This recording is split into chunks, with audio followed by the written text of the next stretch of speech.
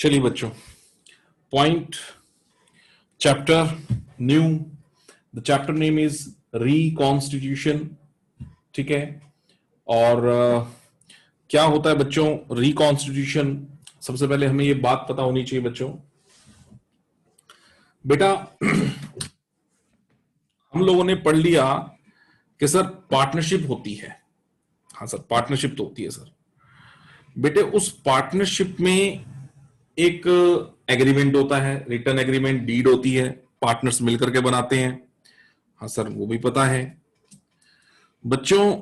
जो deed partners बनाते हैं, जो रिटर्न एग्रीमेंट पार्टनर बनाते हैं, अगर उसमें किसी भी तरह का, अगर उसमें बच्चों किसी भी तरह का कोई भी बदलाव आ जाता है, any change in the agreement, है ना, वो पॉसिबल भी है, चेंजेस तो आ ही जाते हैं बच्चों।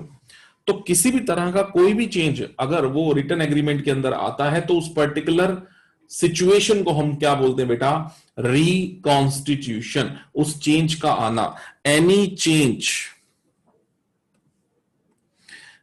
Change in this agreement amounts to be reconstitution of the partnership firm. ठीक है बच्चों, और ऐसा भी नहीं है सर कि चेंज आएगा तो फर्म बंद हो जाएगी। सर फर्म क्यों बंद हो जाएगी? चेंज आएगा, फर्म तो चलती रहेगी, है ना। और उस चेंज के आने को हम क्या बोलते हैं? Basically reconstitution of the partnership firm. बच्चों मैं एक छोटा सा एग्जांपल लेता हूं आपके साथ कि मान लीजिए ए, बी, सी तीन पार्टनर्स थे बेटा, इन द रेशियो 3:2:1। ठीक है बच्चों, इन्होंने ये डिसाइड किया, ये इनका रेशियो है, प्रॉफिट शेयरिंग रेशियो है, ओल्ड रेशियो बच्चों। इन्होंने ये डिसाइड किया यार हमारा ये रेशियो ठीक नहीं है ना। सी ने ऑब्जेक्ट किया कि यार तुमने मुझे बहुत कम दे रखा है, तो अब तो हम अपना न्यू रेशियो जो है ना वो करेंगे 1:1:1। ठीक है बच्चों, सी ने कहा भाई ऐसे करेंगे। ए और बी को कोई आपत्ति नहीं है, वो कहते हैं हाँ चल ठीक है भाई ऐसे ही करेंगे, है ना। उन्होंने कुछ आपसी में और चेंजेस लाए और उन्होंने प्रॉफिट शेयरिंग रेशियो भी बदला और कुछ भी बदला।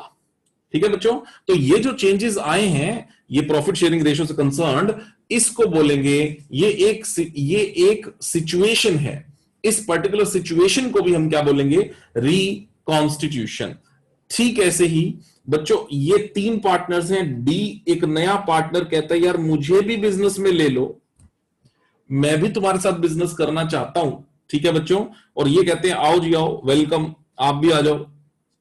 ये भी रिकॉन्स्टिट्यूशन हुआ। क्यों? क्योंकि पुराना एग्रीमेंट में बदलाव आएगा बेटा, डी आएगा, डी को प्रॉफिट में कुछ हिस्सा देंगे। वो जो हिस्सा देंगे वो कौन देगा साहब? वो एबीसी में से ही कुछ लोग एबीसी में से ही देंगे, सब लोग देंगे, एक देगा, दो देंगे, किस रेशो में देंगे, कुछ ना कुछ बदलाव तो वो भी आएगा। इस फेज को भी क्या बोलेंगे? Reconstitution.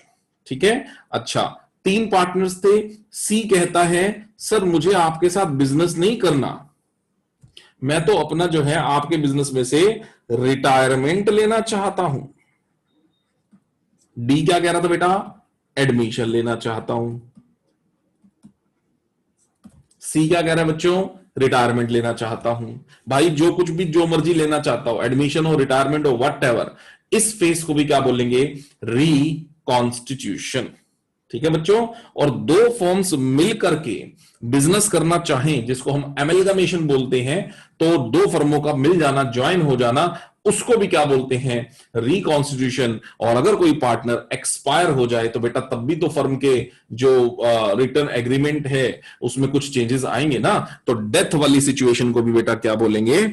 Reconstitution. So these are the 5 forms बच्चों जो आपके सामने यहां पर लिख दी गई हैं। इन पांचों की पांचों फॉर्म्स में फर्म के रिटर्न एग्रीमेंट में कुछ ना कुछ चेंजेस बच्चों आते हैं, और इन पांचों की पांचों फॉर्म्स को बच्चों हम किस नाम से जानते हैं? हम जानते हैं इसको रिकॉन्स्टिट्यूशन के नाम से। बच्चों फटाफट से याद करते हैं कौन कौन सी सिचुएशंस मैंने बोली हैं, रिकॉन्स्टिट्यूशन किसको बोलते हैं? Change in the profit sharing ratio, yes sir. New partners admission, yes sir. Retirement, exactly. Amalgamation, yes sir.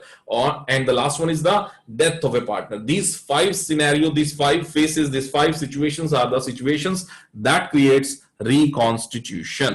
ठीक है, जिनको हम अकाउंटेंसी के अंदर रिकॉन्स्टिट्यूशन के नाम से जानते हैं। ठीक है बच्चों, आगे बढ़ते हैं बात में।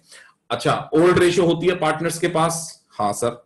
न्यू रेशियो हो सकती है अगर रिकॉन्स्टिट्यूशन हुआ तो रिकॉन्स्टिट्यूशन में फर्स्ट स्टेज प्रॉफिट चेंज किया तो रिकॉन्स्टिट्यूशन, और जब प्रॉफिट चेंज हुआ तो बेटा पुरानी रेशियो और न्यू रेशियो को कंपेयर करके कोई ना कोई पार्टनर ऑब्वियसली क्या कर रहा होगा वहां पर?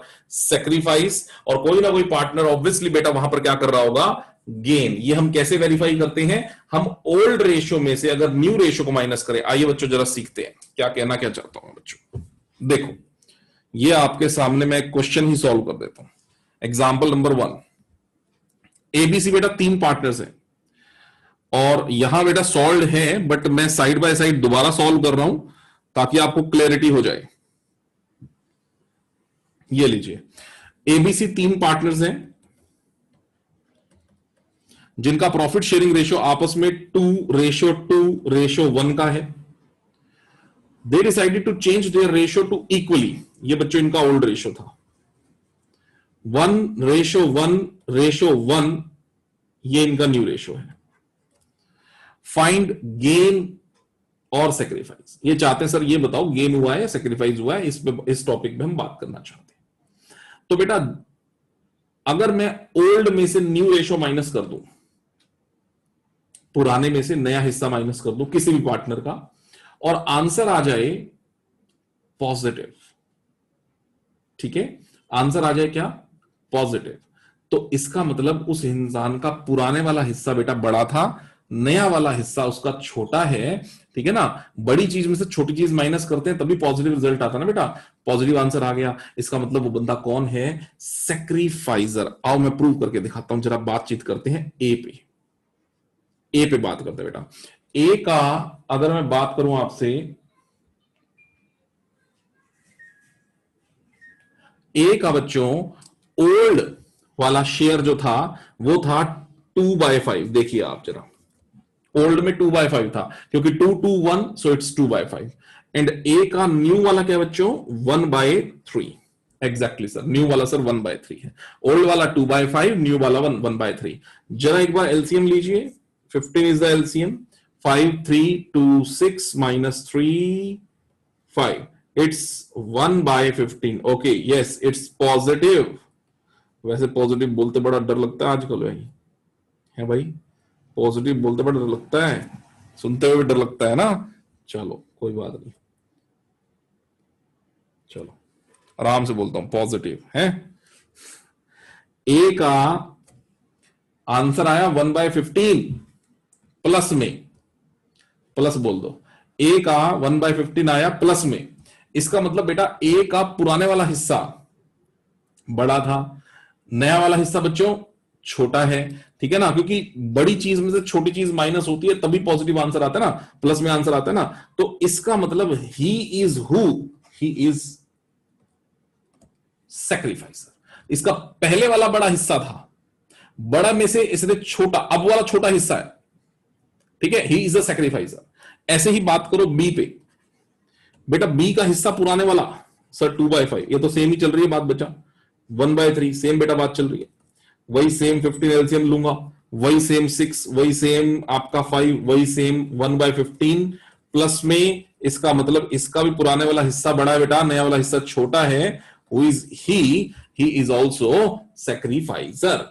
एंड नाउ एक चीज बहुत कमाल की बता रहा हूं बेटा, अगर 2 बंदे सैक्रिफाइसर है, तीसरा बंदा सैक्रिफाइसर बिल्कुल नहीं होगा, 3 ही तो लोग हैं बेटे। जितने गेनर्स नहीं, जितना गेन होगा ट्रांजैक्शन में उतना ही सैक्रिफाइस होगा। यहां पर मैं 2 लोगों का सैक्रिफाइस वेरीफाई कर चुका हूं, 1/15 एंड 1/15। तो सैक्रिफाइसेस का सम कितना हो बच्चों?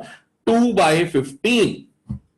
तो पक्की बात है तीसरा बंदा सैक्रिफाइसर हो ही नहीं सकता। तीसरा बंदा पक्की बात है बेटा कौन निकलेगा वहां से? गेनर निकलेगा। आओ जरा देखते हैं सी के बारे में बात करते हैं। सी का भी ओल्ड रेशियो देखो, ओल्ड शेयर देखो, ओल्ड शेयर है सर 1/5, न्यू शेयर सर जी 1/3। जरा एलसीएम लीजिए 15, 5, 3 और 5 बेटा कितना जो मैंने बोला था, माइनस का 2/15 बच्चों। नेगेटिव वर्ड तो अच्छा लगता है सुनने में, नेगेटिव ठीक है, -2/15, what is that, what is that, -2/15 मतलब पहले हिस्सा कम ले रहा था, कम हिस्से में से बड़ा हिस्सा माइनस किया है, तो ही नेगेटिव आंसर आएगा, माइनस में आंसर आएगा। इसका मतलब अब वाला हिस्सा उसका बड़ा है, पुराने वाला हिस्सा उसका छोटा था, इसका मतलब कौन है बेटा, बेटा जी गेनर है। इसका मतलब हुई सी इज हियर गेनर। तो अगर मैं आपसे बोलूं कि भाई gains and sacrifices are always equal, तो बच्चों जवाब आपका होना चाहिए यस सर। 2/15 दोनों सेक्रीफाइसेस का सम कर लीजिए, और गेन एक ही है उसको भी देख लीजिए, बराबर है sir.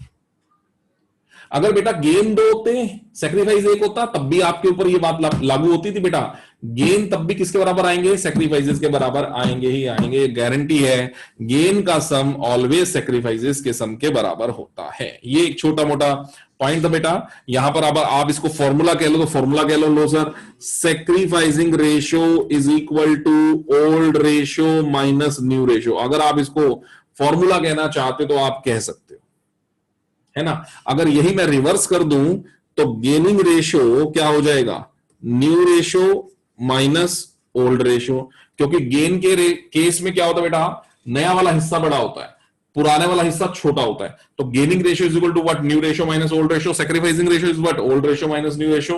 You can say this is as a formula, but this is the concept understanding, I will say this is not a formula. Okay, चलिए बढ़ते हैं आगे बेटा, बहुत इंपॉर्टेंट टॉपिक की तरफ। हमारा बहुत ही इंपॉर्टेंट टॉपिक, ये शब्द जो है वो बहुत प्यारा शब्द है। शब्द क्या है सर, गुडविल। और इस गुडविल से अब इस चैप्टर में जो रिश्तेदारी जुड़ेगी, तो इस चैप्टर में क्या, इससे अगले चैप्टर में क्या, उससे अगले चैप्टर में क्या, उससे अगले चैप्टर में क्या, सब में ये रिश्तेदारी कायम रहेगी। तो इस शब्द से बहुत अच्छे से परिचय होना हमारा बड़ा ज्यादा जरूरी है ना। गुडविल क्या है बच्चों, गुडविल को अगर मैं सिंप्लीफाइड टर्म्स में लिखूं बच्चों, तो गुडविल का एक नाम मैं बोलूं तो that means simple good name. किसी के बिजनेस का अच्छा नाम। बेटा बहुत ध्यान से सुनना, ध्यान से इसलिए सुनना क्योंकि इस शब्द का अर्थ सीखते सीखते आप बहुत कुछ इसके बारे में जान जाएंगे, प्रैक्टिकली भी, है ना, कि इसकी कैलकुलेशन है, इसकी कैलकुलेशन क्यों की जाती है वो भी, और हमें कई चीजें सीखने को मिलेंगी। ठीक है बच्चों, तो इसीलिए इसको ध्यान से आप सुनते चले जाइए। क्या है goodwill, good name. Goodwill is good name. किसका गुड नेम, किसका गुड नेम बच्चों, good name of the business. Business के गुड नेम को गुडविल बोलते हैं, है ना। किसी किसी के बिजनेस का बहुत अच्छा नाम होता है यार, उसने बहुत काम किया, hard work, honesty, customer satisfaction, free home delivery, sales after services, guarantee warranty, minimum price, competitive price, best quality, क्या कुछ नहीं किया उसने, है ना। और उसने अपना नाम बनाया मार्केट के अंदर, अपना अच्छा नाम बनाया, और कस्टमर आज उसकी दुकान पर आता है, खूब कस्टमर आता है। जब भी कस्टमर को प्रोडक्ट खरीदने के बारे में जरूरत पड़ती है कि प्रोडक्ट खरीदना है, तो सिर्फ उसकी दुकान का नाम उसके दिमाग में आता है, तो ये उसकी दुकान की अच्छी गुडविल है। बेटा बात समझ में आ रही है। So this is what the reputation of the business, ठीक है, due to the hard work, due to the honesty, that is called goodwill. और गुडविल और कुछ खास भी नहीं है। अगर हम बात करें, लॉर्ड एल्डन की एक डेफिनेशन बहुत प्यारी सी, goodwill is nothing more than the probability that the old customer will resolve to the old place. कितनी सुंदर बात लिखी है। गुडविल कुछ नहीं है, बस एक संभावना है कि ओल्ड कस्टमर, पुराना ग्राहक, पुरानी दुकान पर वापस आ जाएगा, बस यही गुडविल है। उस दुकानदार में कुछ तो ऐसा है जो बाकी दुकानदारों में नहीं है, उस दुकान के प्रोडक्ट में या सर्विसेज में एटसेट्रा, कुछ तो अच्छा है। ठीक है, तो हम कहेंगे goodwill is nothing more than the probability, इससे ज्यादा कुछ नहीं है, बस एक संभावना। प्रोबेबिलिटी का मतलब बच्चों, जो मैथमेटिक्स वाले बच्चे हैं उनको तो पता है, जो नॉन मैथमेटिक्स लिख देता हूं मैं, संभावना, chances, expectations, okay, that the old customer will resort to the old place, कि पुराना ग्राहक पुरानी दुकान पे आ जाएगा। और गुडविल बनानी पड़ती है सर, गुड नेम बनाना पड़ता है बिजनेस में। आइए बात करते हैं गुडविल से कंसर्न कुछ और। इंटेंजिबल एसेट है बच्चों, किसी के बिजनेस की गुडविल आप देख नहीं सकते हो। सोचो आप, किसी के बिजनेस की गुडविल को बच्चों आप देख कहां सकते हो? देख सकते हो क्या? देख सकते हो? नहीं। किसी के बिजनेस की गुडविल को आप सिर्फ फील कर सकते हो। मान लीजिए मैं कोई सामान लेने गया किसी मेडिकल स्टोर में, मान लो दवाई लेने गया, और मैंने देखा यार लाइन लगी पड़ी है, ठीक है। एक पड़ोस वाली दुकान देखी खाली, बस वो दुकानदार बैठा है, मेडिकल स्टोर वाला बैठा, और कोई नहीं है, खाली, ठीक है, दवाइयां पड़ी हैं और वो बैठा है बस, और उसकी तन्हाई है। और दूसरे वाला बगल वाला देखा भाई लाइन लगी पड़ी है, लंबी चौड़ी लाइन लगी पड़ी है, ठीक है। अभी कुछ तो फर्क होगा यार, होगा ना? तो क्या आप कहेंगे सर जिसके पास लाइन लगी पड़ी है उसके दुकान की गुडविल बहुत बढ़िया है, लेकिन हम उसके दुकान की उस गुड नेम को देख नहीं सकते हैं, बस कस्टमर्स की लंबी लाइन से फील कर सकते हैं, समझते हो? तो it can not be seen, touched, no it can't be, but it can felt, it can feel, okay, we can feel it. So it is an intangible asset sir, it is valuable asset. अगर मैं अपना business, वो बंदा जिसकी बात कर रहे हैं हम लोग मेडिकल स्टोर वाला, अगर वो अपना बिजनेस किसी को बेचेगा तो इस बारे में भी सोचेगा कि यार मेरे पास इतनी लंबी लाइन लगी पड़ी है कस्टमर्स की, इसके भी पैसे लेने चाहिए। यानी गुडविल एक वैल्यूएबल एसेट है। Whenever you are buying and selling a business, ठीक है, it is an valuable asset, इसकी वैल्यू की जाती है।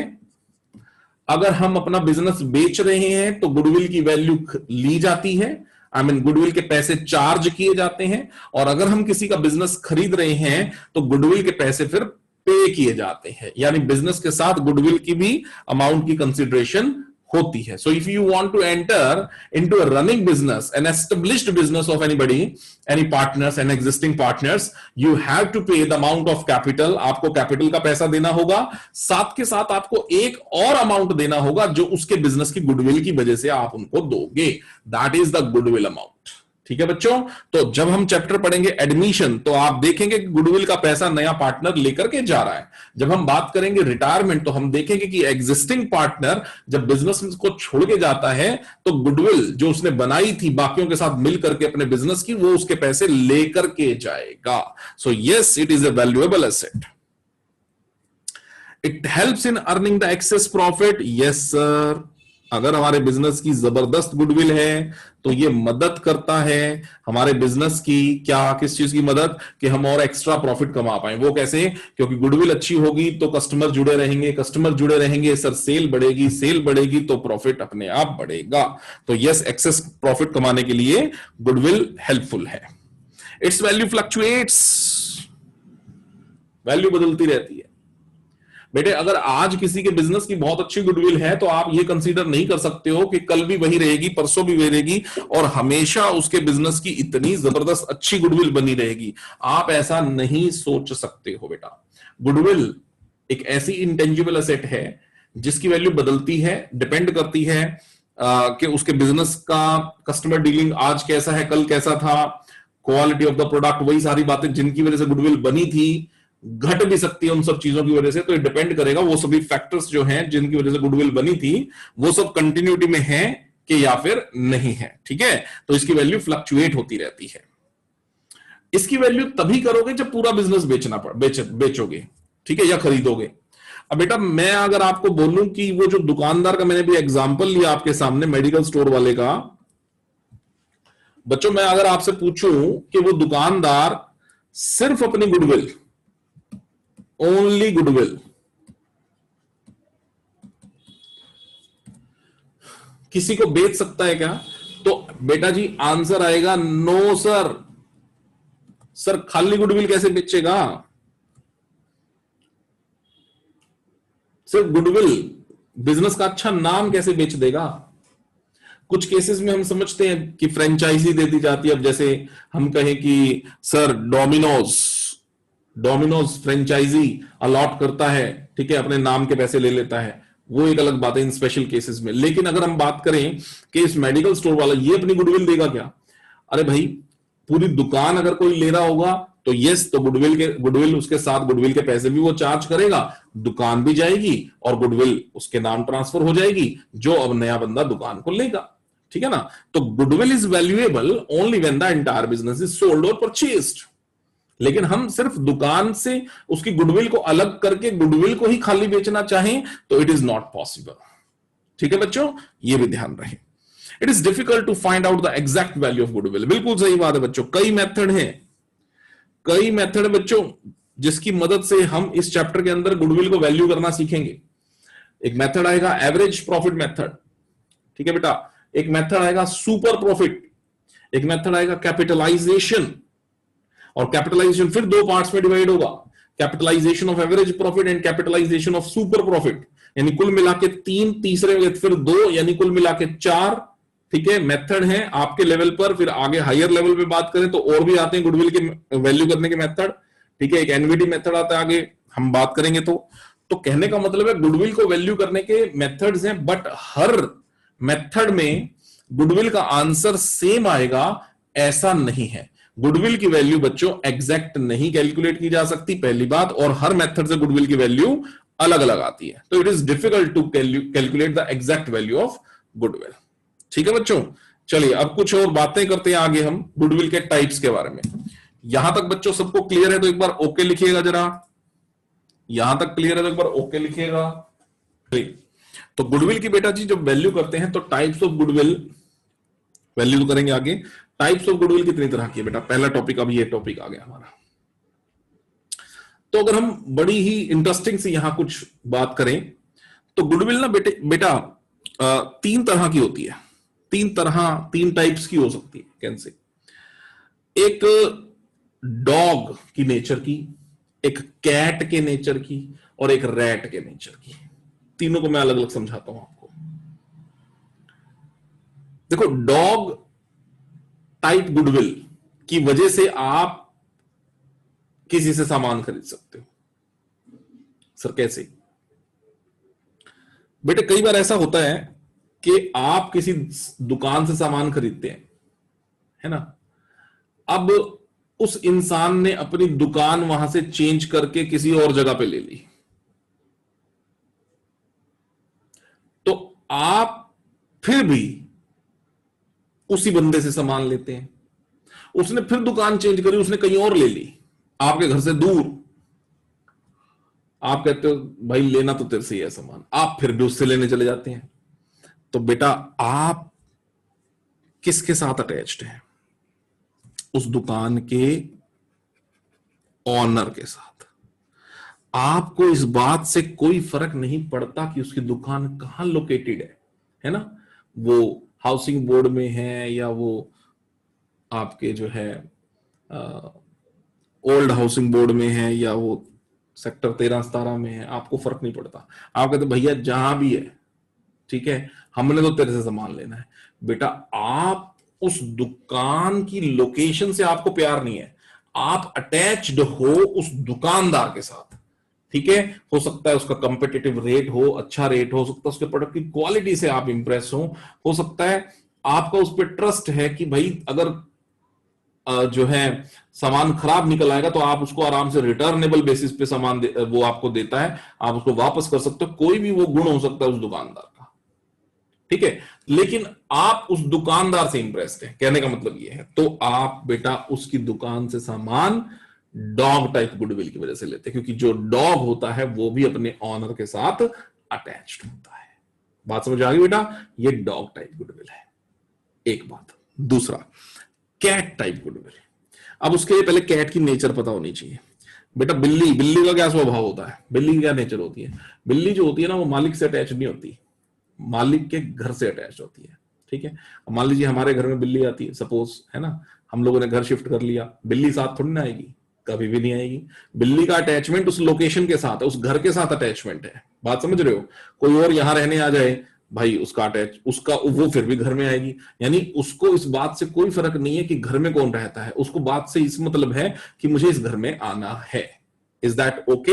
ये कैट टाइप गुडविल है। अब ऐसा ही, ठीक ऐसा ही आप कुछ दुकानों से सामान खरीदते हो बिना ये सोचे कि उस दुकान का मालिक कौन है, बस इस वजह से कि वो दुकान आपके घर के नजदीक है। मेरी बात समझ में आ गई बेटा? आप रोजमर्रा की जो चीजें होती हैं, वो टूथपेस्ट हो सकती है, वो साबुन हो सकता है, वो घर का कोई छोटा मोटा सामान हो सकता है, आपकी बगल में शॉप है, ठीक है, आपकी बगल में शॉप है, आप उससे लेते हो, ठीक। कल को वो दुकानदार अपनी दुकान बेच जाए और कोई और दुकानदार वहां पे आ जाए, आप कहोगे हमें कोई फर्क नहीं पड़ता, एक्स आए, वाई आए, जेड आए, कोई आए, हमें फर्क नहीं पड़ता भाई, ये दुकान मेरे घर से बाहर निकलते ही है ना, मेरी जरूरतें पूरी हो जाती है ना, मेरे को दूर जाने की जरूरत नहीं पड़ती ना, ये पैसे लेता, सामान देता, मुझे जस्ट वॉकिंग डिस्टेंस पे सामान मिल जाता, दुकान का मालिक कौन है मुझे क्या फर्क पड़ता है ना? तो बेटा अब आप उस शॉप से अटैच्ड हैं, ना कि ऑनर से। तो उस दुकान से आप सामान कौन सी वजह से खरीद रहे हैं, कौन सी गुडविल की वजह से खरीद रहे हैं बेटा? Cat type goodwill. आप लोकेशन से अटैच्ड है, लोकेशन से, ना कि ऑनर से। हो गया बेटा? दो तरह की गुडविल, यानी कि किसी का सामान इन दो नेचर्स की वजह से बिक सकता है, dog type and cat type. अच्छा, एक बात आती है सर रैट टाइप, सर चूहे वाली, चूहे की नेचर गुडविल कौन सी होती है सर? बेटा सुनो मेरी बात ध्यान से, चूहा जो होता है ना, चूहा वो ना तो ऑनर से अटैच्ड होता है, ना लोकेशन से अटैच्ड होता है, बिल्कुल भी नहीं, वो अटैच्ड किसी से भी नहीं होता। वो कहता है मेरे को भाई जहां जगह दिख जाएगी अपना तो वही हम घर बना लेंगे, बस। समझ ले रहा? आज एक्स के घर में है, कल वाई के घर में चले जाएंगे, परसों जेड के घर में चले जाएंगे। चूहों की ये नेचर होती है ना? ना लोकेशन से अटैच्ड है, ना ऑनर से अटैच्ड है। ठीक ऐसे ही बेटा आप कभी कभी सामान खरीदते हैं किसी ऐसी दुकान से जिसके ना तो आप ऑनर से अटैच्ड हैं, ना उसकी लोकेशन से अटैच्ड हैं। फॉर एग्जांपल आप एक फेयर में गए, आप एक मेले में गए, ठीक है, और बेटा उस फेयर से आपने की रिंग ले लिया, है ना, कई बार ऐसा होता है, हमने की रिंग ले लिया या कोई और छोटा मोटा सामान हमने खरीद लिया। तो आप ये जो भी सामान की खरीदारी कर रहे हो, आप ना ऑनर को जानते, ना उस लोकेशन पे को से आप अटैच्ड। क्यों? क्योंकि आप फेयर में आए हो, चलता फिरता, आपने ट्रेड फेयर मान लो, ट्रेड फेयर मान लो बेटा, आपने वहां से सामान खरीद लिया, दोबारा कहां आओगे? अगले साल की बात। ठीक है बच्चों? तो इस तरह की जो खरीदारी आप कर रहे हो, ये कौन सी गुडविल की वजह से हो रही है? Rat type. क्योंकि ना आप लोकेशन से अटैच्ड हैं बच्चों, ना आप ऑनर से अटैच्ड हैं, आप वैसे ही रैंडम बाइंग कर रहे हैं, ये रैट टाइप गुडविल की वजह से बाइंग हो रही है। ठीक है बच्चों? इन बातों का न्यूमेरिकल क्वेश्चन से कोई लेना देना नहीं है, बट ठीक है, आपके माइंड में एक इमेज क्लियर हो जाती है यहां पे कि गुडविल क्या चीज होती है और गुडविल कैसे हमारी बाइंग को अफेक्ट करती है, किसी बिजनेस की गुडविल। ठीक है बच्चों, आगे बढ़ते हैं। अब अगला पॉइंट यहां पर आता है, how the goodwill can be classified. Goodwill कैसे क्लासिफाई होती है? तो दो तरह की गुडविल है बच्चों यहां पर, एक परचेज गुडविल है, एक self generated goodwill. Purchase goodwill का मतलब होता है वो गुडविल जो आप किसी की खरीदते हो, यानी परचेज करते हो आप गुडविल, यानी क्रिएट किसी और ने करी थी, आप जस्ट बाय कर रहे हो। That kind of goodwill is what purchase goodwill, यानी आप एक्वायर कर रहे हो उस गुडविल को पेमेंट दे करके। ठीक है, आप पैसे दे रहे हो, गुडविल अक्वायर कर रहे हो। अगर ऐसा आप कर रहे हो तो ये गुडविल परचेज कर रहे हो। जैसे बेटा अभी मैंने एग्जांपल भी देकर आपको बताया था, जैसे फ्रेंचाइजी होती है, मान लो डोमिनोज है, ठीक है, आपने एक पिज्जा शॉप खोलनी है। एक दो तरीके बेटा, एक आप नॉन ब्रांडेड अपने आप से पिज्जा रेसिपी सेट करो और अपना पिज्जा बनाना बेचना स्टार्ट कर दो। ये एक बिजनेस हो सकता है आपका, इसमें आपको समय लगेगा अपना नाम बनाने में, ठीक है ना, अपनी रेसिपी लोगों तक पहुंचाने में, लोगों को अट्रैक्ट करने में, it will take some time. दूसरा तरीका क्या है, आपने क्या किया, आपने डोमिनोज की फ्रेंचाइजी खरीद ली। अब रेसिपी आपको डोमिनोज ने दे दी, ठीक है बेटा, और अपना नाम दे दिया, बड़ा नाम दे दिया अपना। पहले दिन से कस्टमर आना आपकी दुकान पे स्टार्ट, लेकिन एक शर्त है, आपको अपनी सेल का एक पार्ट डोमिनोज को देना होगा और एनुअल चार्जेस जो भी उनका जो भी तरीका है अपनी फ्रेंचाइजी देने का, अकॉर्डिंग टू दैट आपको एक प्रपोर्शन उनको भी देना होगा, उनके नाम को, क्योंकि आप इस्तेमाल कर रहे हो। तो आप जो वो पैसे डोमिनोज को दे रहे हो, आप उसकी गुडविल को बेटा खरीद रहे हो। That is what the purchased goodwill. समझ में आ रही है बेटा बात आपको? तो ठीक है, ऐसा होता है कई बार हम इस तरह का भी गुडविल को खुद क्रिएट नहीं करते, हम गुडविल को खरीद भी लेते हैं। अच्छा, दूसरी बात, सेल्फ जनरेटेड गुडविल होती है सर। सेल्फ जनरेटेड गुडविल कौन सी होती है जी बच्चों? सेल्फ जनरेटेड गुडविल होती है जिस गुडविल को आप खरीदते नहीं हो, उस गुडविल को आप खुद क्रिएट करते हो। उस गुडविल को बच्चों आप खुद क्रिएट करते हो। गुडविल का नाम, गुडविल जो है नाम, बिजनेस का नाम अच्छा आप खुद बनाते हो। कैसे? कस्टमर्स को अच्छी सर्विसेज दे करके, जो मैंने भी ऊपर बातें आपको बताई हैं, आफ्टर सेल सर्विसेज दे करके, क्वालिटी क्वांटिटी सब अच्छा, कॉम्पिटिटिव एनवायरनमेंट में प्रोडक्ट बेच के, ठीक है, सब अच्छा करके। तो आप जो ये नाम बना रहे हो बेटा, आपके बिजनेस का जो अब नाम क्रिएट हो रहा है, ये आपने किसी और का खरीदा नहीं है, पैसे मोल देकर के नहीं खरीदा, ये आपने सेल्फ जनरेट किया है। और ये एक्चुअल में गुडविल यही है, और ये वो गुडविल है जिसकी वैल्यू को आप प्रिडिक्ट नहीं कर सकते हो। ठीक है, जिसकी वैल्यू लगातार बदलती रहती है, वो यही गुडविल होती है बच्चों, जो अनप्रिडिक्टेबल होती है। ठीक है बच्चों, बात समझ में